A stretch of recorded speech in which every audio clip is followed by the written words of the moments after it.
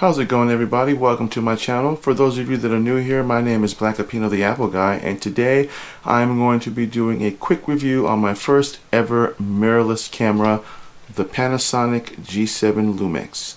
Let's get into it.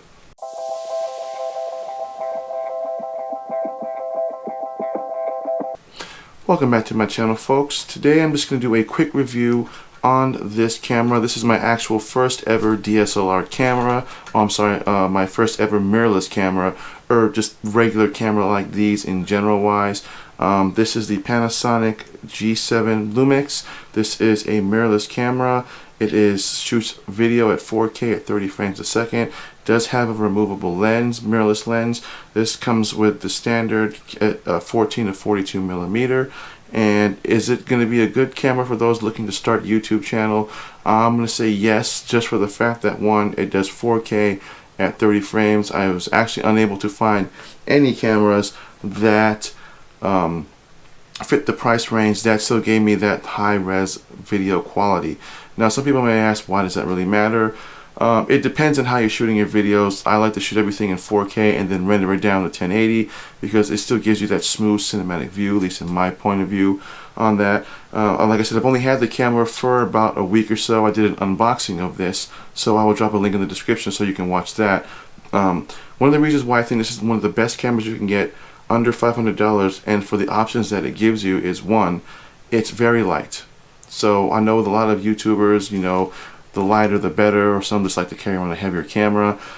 Surprisingly, for its size and for what it looks, it does look like it's heavy, but it's actually pretty light. It gets a pretty good firm grip on the camera. I've looked at many different other cameras. I've looked at the Canon T6, T6i, I've looked at the Nikon's 35 and the 53, and even with just their standard 18 and 55 millimeter lens that's attached to it, it still feels kind of heavy, and the camera's really huge compared to the Panasonic G7. It's actually small, compact, and I mean literally you can carry this all day and your arms won't ever get tired, especially when it comes to shooting pictures or just holding it steady and doing videos.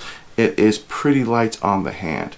Now, one of the main reasons why I bought this was for the flip out LCD screen that also you can flip forward.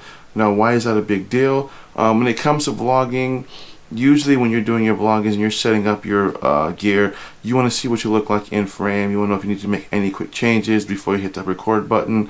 And I find that it's much easier to do that when you have a flip out tiltable LCD screen. On top of that, this is also touch, so it's full touch as well as tiltable and folding out.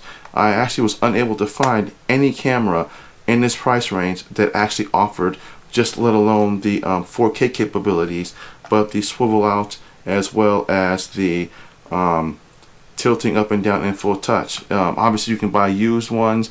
I'm not one for buying used equipment myself, but that's just me. But for the price and what I got is actually pretty decent. I love the fact that all the controls are easy to manage, easy to get to. It's not just one or two buttons. They're completely customizable. I've learned that this comes with a micro 4/3 lens. What does that mean?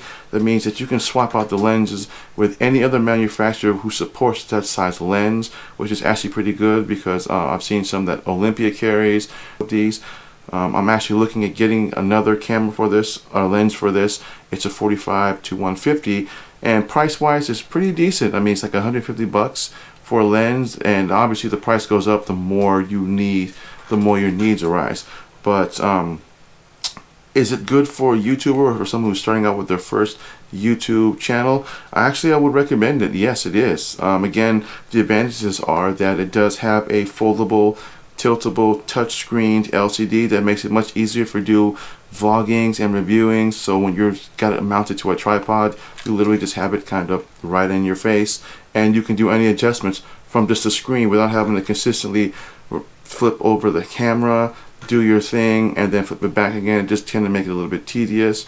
So that is one of the good reasons why I think this is one of the best cameras you can get under 500 that allows you to do that option. Again, it's customizable for the function buttons. The record button is right there. You can also shoot photos in 4K. You can do RAW and JPEG. It's got a hot shoot, which is a huge plus for me because I've learned that when it comes to doing vlogging, usually the speakers or the audio that comes with it doesn't really come out really well. I've learned that using external audio equipment actually works a lot better. So with the hot shoot, I can pull that off. I can put an external mic. The mic plug-in is right there. It's a simple 3.5mm jack. So you literally just pull that open, pop in your mic, and then stick in that, and then you're good to go. And you have all your connections on this side right here. You obviously have your micro SD for plugging it into your computer. You can use the PIC bridge, or you can use for a PC. It does have a micro HDMI connection, which you can also use to plug into your TV, if HD TV, and show your videos and pictures that way.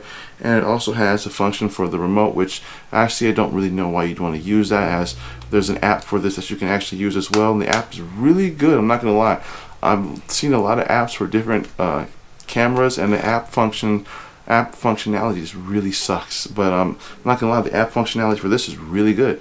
So it does have your autofocus and all your manual settings right there, so you can select between how you want to do it.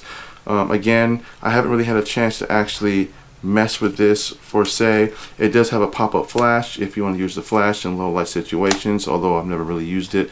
How to care to use it. It's pretty simple, lightweight, easy to use. So again, I want to thank everybody for watching this video. If you love this video, hit the thumbs up, hit the subscribe button. If you're not subscribed, hit the bell notification. That way you'll never miss content when I drop it.